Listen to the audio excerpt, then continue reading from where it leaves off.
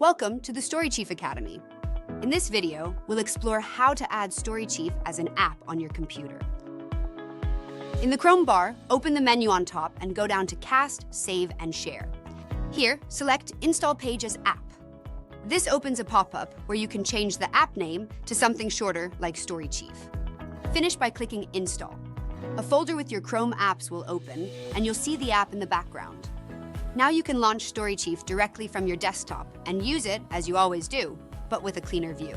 So, no bookmark bar or extension buttons to cause distractions while managing and creation content.